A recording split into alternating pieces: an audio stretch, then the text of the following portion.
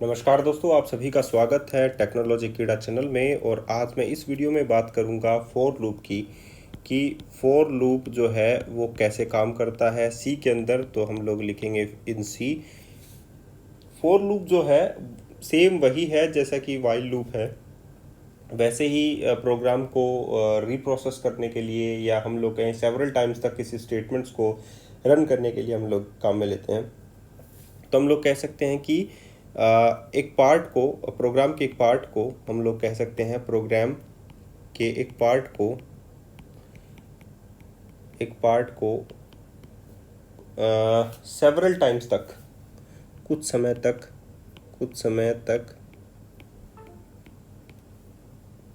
समय तक रिपीट करने को हम फॉर लूप कहते हैं।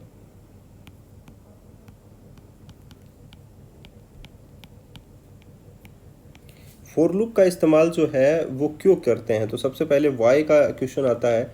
हम लोग वाइल का क्यों नहीं करते हैं? जैसा कि मैंने आप लोगों को बताया था, वाइल के केस में क्या होता है कि हम लोगों को एंड नहीं पता होता। फॉर लूप के केस में हम लोगों को एंड पता होता है। तो वाई हम लोग क्यों करते हैं? क्योंकि इसमें हमें लोअर बाउंड और अपर बाउंड का पता होता है।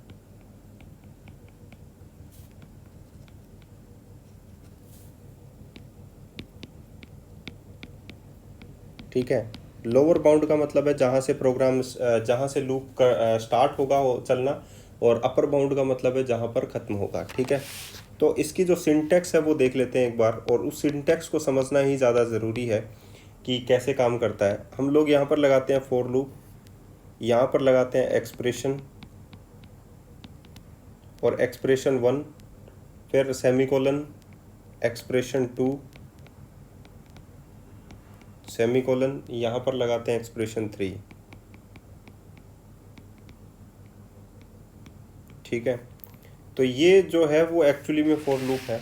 ठीक है, और हम लोगों को इसका जो फ्लो चार्ट है वो भी देखना होगा फॉर लूप का, कि फॉर लूप का जो फ्लो चार्ट है वो कैसे काम करता है।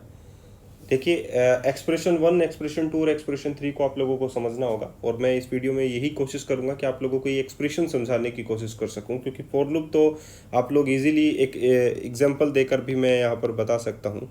देखिए, जैसे मैंने यहाँ पर लिखा इंटीजर आई इक्वल्स टू, हम लोग इनिशियलाइज नहीं करेंगे यहाँ पर।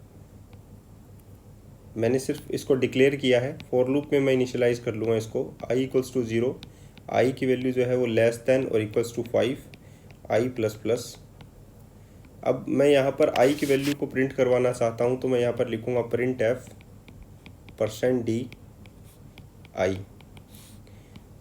यहाँ पर प्रोग्राम को टर्मिनेट कर दूंगा। तो ये लूप कैसे चलेगा, इटरेट करते हैं इसको। आई की वैल्यू 0 है, आई इक्वल्स टू 0, और i 0 is less than equals to 5, condition becomes true, नीचे आएगा, फिर प्रिंट कर देगा। प्रिंट में क्या कर देगा, 0 को प्रिंट कर देगा। तो आउटपुट यहाँ पर मैं लिख रहा हूँ, और इटरेट यहाँ पर, कंपाइलेशन यहाँ पर चल रही है। ठीक है, तो इस प्रकार कंपाइल होगा, आउटपुट में यहाँ पर आ जाएगा 0। उसके बाद में हम लोगों ने कोई न्यू लाइन तो हम लोगों ने यहाँ पर लगाई नहीं है, तो आउटपुट में 0 आ गया। फिर फॉर लूप चलेगा, आई की वैल्यू जो है यहाँ से इंक्रीमेंट होगी। अब आई इक्वल्स टू हो गया 1, 1 is less than equals to 5, condition becomes true. अब ये 1 को भी प्रिंट कर देगा। फिर से आई की वैल्यू हो जाएगी 2, इंक्रीमेंट हो गया, 2 इज़ लेस देन और equal to, condition becomes true, 2 को प्रिंट कर देगा। आई की वैल्यू हो जाएगी 3, 3 is less than equals to 5, 3 को प्रिंट कर देगा। आई की वैल्यू हो गई 4, 4 is less than equals to 5, 4 को प्रिंट कर देगा। आई इक्वल्स टू हो गया 5, 5 लेस देन इक्वल्स टू 5, 5 को प्रिंट कर देगा। आई इक्वल्स टू हो गया 6, और उसके बाद में आई हो गया 6, 6 is less than equals to, condition becomes false, false हो गया। तो आप लोगों का आउटपुट आ जाएगा ये। लेकिन एक्चुअली में इन एक्सप्रेशंस को समझना, जैसे कि मैंने कहा था आप लोगों को, इन एक्सप्रेशंस को समझना बहुत ज़्यादा ज़रूरी है। तो हम लोग पहले इस एग्जांपल के बेस पर हम लोग इसका फ्लो चार्ट बना लेते हैं। तो यहाँ पर सबसे पहले आई की वैल्यू इनिशियलाइज हो रही है आप लोगों के पास, तो यहाँ पर हम लोग लिखते हैं इनिशियलाइजेशन। कहाँ पर इनिशियलाइज हो रही है? एक्सप्रेशन 1 के अंदर। यहाँ पर आप लोग देख सकते हैं एक्सप्रेशन 1 के अंदर इनिशियलाइजेशन हुई। इनिशियलाइजेशन के बाद में आप लोगों का कंडीशन चेक हुई, तो यहाँ पर हम लोग लगाते हैं कंडीशन। ठीक है, अगर कंडीशन ट्रू हुई तो वो फॉर लूप के अंदर जो है वो एंटर करता है और स्टेटमेंट्स को, फॉर लूप स्टेटमेंट्स को एग्जीक्यूट करता है। तो हम लोग यहाँ पर लिखेंगे for loop statement execute. For loop के जो स्टेटमेंट्स है वो एग्जीक्यूट होंगे और उसके बाद में कहाँ पर चला जाएगा?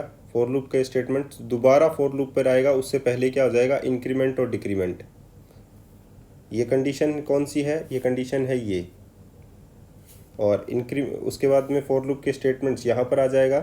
तो यहाँ पर जो फर्स्ट स्टेप हो गया इसका ये, दूसरा हो गया कंडीशन, तीसरा हो गया स्टेटमेंट्स को चेक करना, ये हो गया for loop statement execute. Next for loop हो गया, उसके बाद में फोर्थ हो गया ये इंक्रीमेंट एंड डिक्रीमेंट। तो यहाँ पर हम लोग लिखते हैं इंक्रीमेंट और डिक्रीमेंट। ठीक है, उसके बाद में इंक्रीमेंट डिक्रीमेंट हो गया, दोबारा कहाँ पर चला जाता है? कंडीशन के ऊपर। इनिशियलाइजेशन के ऊपर नहीं जाएगा, कंडीशन के ऊपर चला जाएगा। अब अगर कंडीशन फॉल्स हो जाती है तो यहाँ पर फॉल्स, और फॉल्स होते ही ये सभी से बाहर आ जाएगा और अदर स्टेटमेंट्स को रन करेगा, अदर स्टेटमेंट्स। ठीक है, तो इस प्रकार आप लोग कह सकते हैं कि ये फॉर लूप का फ्लो चार्ट है। तो हम लोग ये लिख देते हैं फ्लो चार्ट। अब हम लोग एक्सप्रेशन के कुछ जो बेहतरीन पॉइंट्स हैं उनको आप लोगों को सीखना बहुत ज़्यादा ज़रूरी है। तो हम लोग सबसे पहले बात करते हैं एक्सप्रेशन। फिर से मैं एक बार सिंटेक्स लिख लेता हूँ इसकी। For loop i equals to 0, i less than 5, i plus plus. तो इससे क्या बना? For loop. यहाँ पर बना expression 1 semicolon expression 2 semicolon expression 3। ठीक है, तो हम लोग एक्सप्रेशन 1 की प्रॉपर्टीज़ के बारे में जानते हैं। एक्सप्रेशन 1 क्या क्या हो सकता है, इसमें गहराई से पढ़ने की कोशिश करते हैं। तो ये जो है एक्सप्रेशन 1 इनिशियलाइजेशन के लिए काम में ली जाती है। ठीक है, वेरिएबल इनिशियलाइजेशन के लिए। तो हम लोग यहाँ पर लिख देते हैं वेरिएबल इनिशियलाइजेशन के लिए उपयोग में ली जाती है।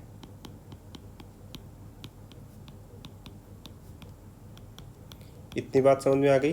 दूसरा ये है कि यहाँ पर रन टाइम पे आप लोगों को वेरिएबल डिक्लेयर नहीं कर सकते। यहाँ पर मतलब फॉर लूप के अंदर एक्सप्रेशन 1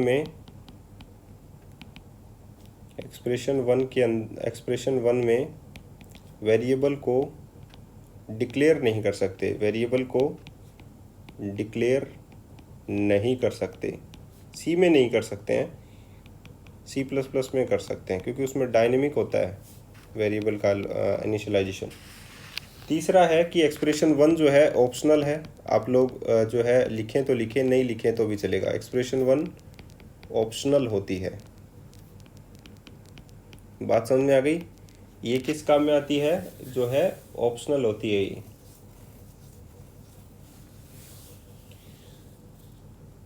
तो ये आई थिंक एक बात और लिख देते हैं इसमें कि एक्सप्रेशन 1 में एक से ज़्यादा वेरिएबल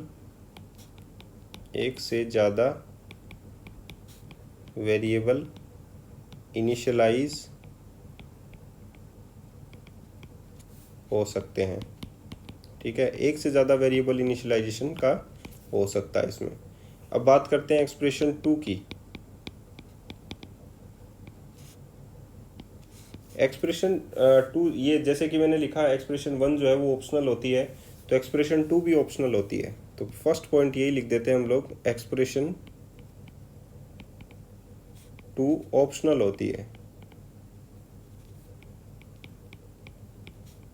ध्यान रखना, हम लोगों को इसके अंदर कुछ लिख नहीं सकते हैं। जैसे कि हम लोगों ने लिखा फॉर लूप, मैंने i इक्वल्स टू 0 लिख दिया, तो यहाँ पर मुझे सेमीकोलन लगाना पड़ेगा i प्लस प्लस।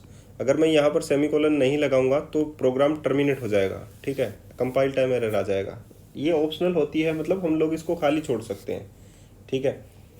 तो हम लोग ये लिखते हैं कि ये कंडीशन चेक करने के लिए काम में ली जाती है। एक्सप्रेशन 2 का इस्तेमाल ये है कंडीशन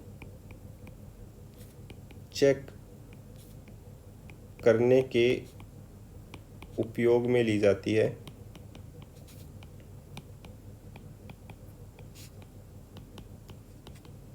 यदि कंडीशन फॉल्स होती है तो प्रोग्राम फॉर लूप टर्मिनेट हो जाता है। फॉर लूप टर्मिनेट हो जाएगा। अब मतलब फॉर लूप को वो चेक नहीं करेगा, ठीक है। ऑप्शनल 2 जो है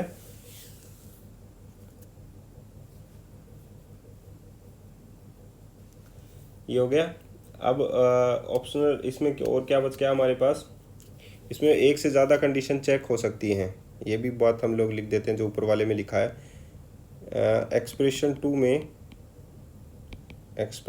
में एक से ज़्यादा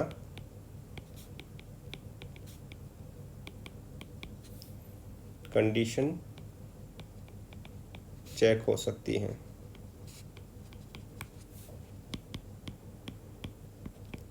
जैसे मैंने ये लिखा for loop i equals to 0, j equals to 0, और मैंने ये लिखा i इज़ लेस देन 5, ठीक है, comma j is less than 5 semicolon.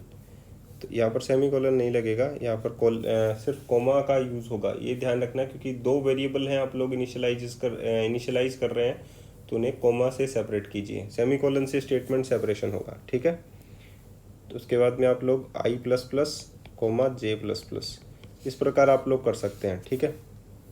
तो एक से ज़्यादा का वैलिडेशन जो है वहाँ पर आप लोग कर सकते हैं। अब नेक्स्ट होगा कि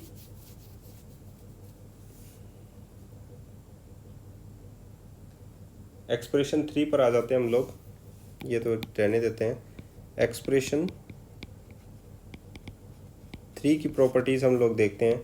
ये इंक्रीमेंट और डिक्रीमेंट के लिए काम में लिया जाता है, ये तो हम लोग लिख लेते हैं। पहला तो ये लिखते हैं कि एक्सप्रेशन 3 ऑप्शनल होता है। नेक्स्ट एक्सप्रेशन इसका इस्तेमाल किस पर्पज़ के लिए किया जाता है? इसका इस्तेमाल इंक्रीमेंट और डिक्रीमेंट के लिए किया जाता है। इंक्रीमेंट और डिक्रीमेंट के लिए किया जाता है।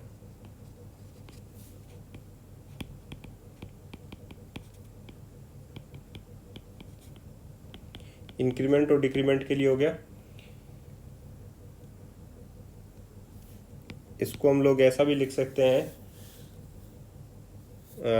यह इंक्रीमेंट डिक्रीमेंट तो लिख दिया, यह वेरिएबल की वैल्यू को अपडेट करता है। यह वेरिएबल की वैल्यू को अपडेट करता है, ठीक है। इतनी बात भी हो गई आप लोगों के पास।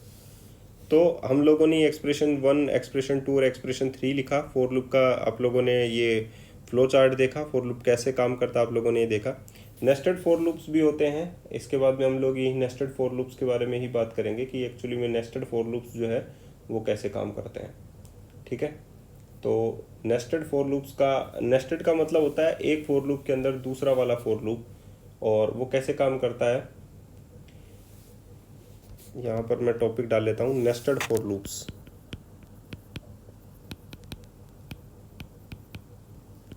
या नेस्टेड लूप्स भी होते हैं। नेस्टेड फॉर लूप्स तो आप लोगों ने देखा होगा, नेस्टेड लूप्स भी होते हैं। तो वो भी हम लोगों को पढ़ना ज़्यादा ज़रूरी है कि नेस्टेड लूप्स और नेस्टेड फॉर लूप्स में डिफरेंस क्या है। पहले मैं नेस्टेड फॉर लूप्स बता देता हूँ। जैसे कि मैंने लिखा for loop i equals to 0, i is less than 5, i plus plus मैंने लिखा। उसके बाद ब्रैकेट स्टार्ट किया मैंने। नेक्स्ट मैंने लिखा for loop j equals to 0, j is less than 5, j plus plus. तो देखिए मैंने फॉर लूप के अंदर फॉर लूप जो है यहाँ पर लगाया है, और ये कैसे इटरेट होगा वो मैं आप लोगों को बता देता हूँ। प्रिंट एफ %d, मैं यहाँ पर ये लिखता हूँ, सॉरी इसको हटा देते हैं यहाँ से, i इक्वल्स टू %d, ठीक है, and j equals to %d, यहाँ पर लिखता हूँ i एंड कोमा j, ठीक है। i और j की वैल्यू हम लोग यहाँ पर चेक कर लेंगे कितनी वैल्यू जो है वो यहाँ पर निकलती है, ताकि हम लोगों को ज़्यादा क्लियर हो जाए कि एक्चुअली में किसकी वैल्यू जो है कितनी है। अब देखिए यहाँ पर हम लोग जो है प्रिंट करना स्टार्ट करते हैं, इसको कंपाइलेशन में डालते हैं। ये होता है नेस्टेड फॉर लूप्स। तो सबसे पहले i की वैल्यू जो है कंपाइलेशन यहाँ से स्टार्ट होगी। इसके बारे में डिटेल में हम लोग कल भी जान लेंगे, लेकिन मैं अभी कंपाइलेशन और रनिंग करके बता देता हूँ आप लोगों को। यहाँ पर देखिए i की वैल्यू जो है वो 0 से स्टार्ट होगी, और 0 is less than 5 condition becomes true. तो यहाँ पर मैं आउटपुट लिख रहा हूँ इसका, कंडीशन बिकम्स ट्रू, तो नीचे आएगा ये, ठीक है। अब j की वैल्यू जो है वो कितनी हो गई, 0 नीचे आया, क्योंकि यहाँ पर पहला स्टेप ये, जैसे कि मैंने आप लोगों को बताया था, दूसरा स्टेप ये, तीसरा स्टेप नीचे आ जाता है, ठीक है, स्टेटमेंट्स को रन करने के लिए। तो j की वैल्यू 0 हो गई, 0 5 से छोटा है, नीचे आ गया। अब प्रिंट करेगा ये, प्रिंट क्या करेगा, i इक्वल्स टू कितना हो गया, 0, एंड j इक्वल्स टू कितना हो जाएगा आप लोगों का, 0। इन दोनों को ये प्रिंट कर देगा इस प्रकार, ठीक है। तो हम लोगों को एक न्यू लाइन भी और लगानी थी, मैंने यहाँ पर लिख देता हूँ मैं, प्रिंट एफ न्यू लाइन, ठीक है, और ये यहाँ पर लगा देता हूँ। अब देखिए दोबारा ये सेम फॉर लूप इसी पे जाएगा, छोटे वाले पे। तो j की वैल्यू कितनी हो गई, j की वैल्यू हो गई 1, क्योंकि इंक्रीमेंट करके जाएगा। 1 is less than 5 condition becomes true, नीचे आएगा, i की वैल्यू को प्रिंट करेगा और j की वैल्यू को प्रिंट करेगा, ठीक है। अब j की वैल्यू हो गई 2, j की वैल्यू 2 इस कंडीशन बिकम्स ट्रू, i की वैल्यू को प्रिंट करेगा 0, j की वैल्यू को प्रिंट करेगा 2। इसी प्रकार j की हो गया 3 5 से छोटा है, तो यहाँ पर i इक्वल्स टू सेम है, j की वैल्यू कितनी हो गई, 3, j हो गया 4, और 4 5 से छोटा है, तो i की वैल्यू तो वही हो गई, j की वैल्यू हो गई 4, j की वैल्यू हो गई 5 is less than 5 condition becomes false हो गई। तो ये इस लूप को छोड़ देगा, लेकिन ये फॉर लूप दोबारा से स्टार्ट हो जाएगा, ठीक है। तो i की वैल्यू अब कितनी हो गई, i की वैल्यू हो गई 1, ठीक है, क्योंकि i की वैल्यू यहाँ पर फर्स्ट स्टेप में कितनी थी, और यहाँ पर ये हो गया 2। तो अब दोबारा आएगा 1 is less than 5 condition becomes true, नीचे आएगा, फिर से j जो है वो 0 से इनिशियलाइज हो जाएगा। तो यहाँ पर आ गया i इक्वल्स टू 1 और j इक्वल्स टू फिर से 0। तो इसी प्रकार ये i 1 चलता जाएगा और j की वैल्यू इंक्रीमेंट होती जाएगी, 1 2 3 4।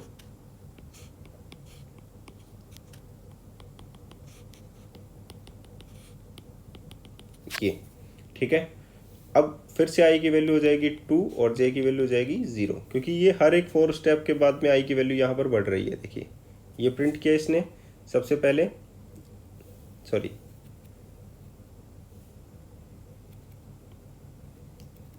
सबसे पहला जो था वो यहाँ से लेके यहाँ तक प्रिंट किया, 0 से लेके 4 तक। अब सेम जो दूसरा ब्लॉक बना वो 0 से लेके 1 से लेके 4 तक। तीसरा स्टेप बनेगा ये वाला। तो इस प्रकार ये कहाँ तक बनेगा, जब i की वैल्यू जो है वो i की वैल्यू जो है वो 4 तक ना चले, 4 तक चलेगी, क्योंकि यहाँ पर i इक्वल्स टू 0 है, यहाँ पर i इक्वल्स टू 1 है, i इक्वल्स टू 2 है, i इक्वल्स टू 3 भी होगा और i इक्वल्स टू 4 भी होगा। तो वहाँ तक चलेगा। इस प्रकार नेस्टेड लूप्स काम करते हैं, और काम ऐसे ही होता है कि एक के बाद जो दूसरा होता है वो रन होता है। तो नेस्टेड लूप्स जो है सी के अंदर एक्चुअली में फॉर लूप ही नहीं होता, सारे के सारे होते हैं, एक आउटर लूप होता है और एक इनर लूप होता है। तो ऐसे काम करते हैं। अगर हम लोगों को एक्सप्लेनेशन चाहिए तो हम लोग इसके नेक्स्ट वीडियो में कवर करने की कोशिश करेंगे, इसकी एक्सप्लेनेशन कि कैसे काम करता है, ठीक है। बाकी मैंने ऑलमोस्ट आप लोगों को बता दिया है कि नेस्टेड लूप्स का इस्तेमाल खासकर हम लोग मैट्रिक्सेस के लिए करते हैं। तो वहाँ पर हम लोग बहुत कुछ करने वाले हैं, तो आप लोगों को वहाँ पर ज़्यादा क्लियर हम लोग आप लोगों को बता पाएंगे। आज के लिए इतना ही, फिर मिलते हैं नए वीडियो के साथ। धन्यवाद।